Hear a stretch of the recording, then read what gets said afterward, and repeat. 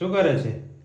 બેઠી છું. આપણે સવારમાં સાડી સેન્ટરનું ઓપનિંગ કરી દીધું છે અને કેટલા સાંજના 5 વાગવા આવે છે, તો અત્યારે તમે જ બેઠા છીએ. પણ હજુ સુધી નામ નથી વિચાર્યું. તો આપણે પહેલા વિડીયો મૂક્યો હતો ને, તો તેના 1 લાખ વ્યૂ આવ્યા છે, કમ્પ્લીટ 1 લાખ.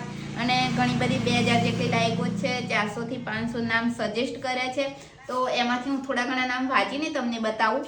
જો ઉર્વીબેન ભટ્ટે સાવરિયા સાડી સેન્ટર, મહેશભાઈ ભાગ્યવિધાતા સાડી સેન્ટર, આ રીતે ઘણા જ બધા સજેસ્ટ કર્યા છે. આ બધાએ જે કમેન્ટ કરી છે તેમને દિલથી આભાર. જેમણે લાઈક કરી છે તેમને પણ ખૂબ જ ધન્યવાદ, કેમ કે તમે બધાએ ખૂબ જ સારો એવો સપોર્ટ કર્યો છે.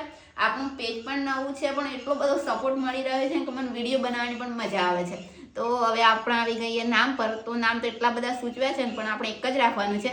તો ઘણું બધું વિચાર્યું અને પછી એવું લાગ્યું કે આપણે સાવરિયા સાડી કલેક્શન રાખીએ.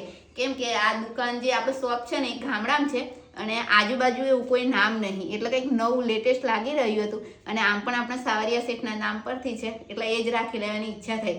તો એક બેને સાવરિયા સાડી સેન્ટર બતાવ્યું હતું, તો મેં વિચાર્યું કે આપણે તેમાં કલેક્શન રાખીએ. કોને લખ્યું છે? એ કોનું છે ખબર?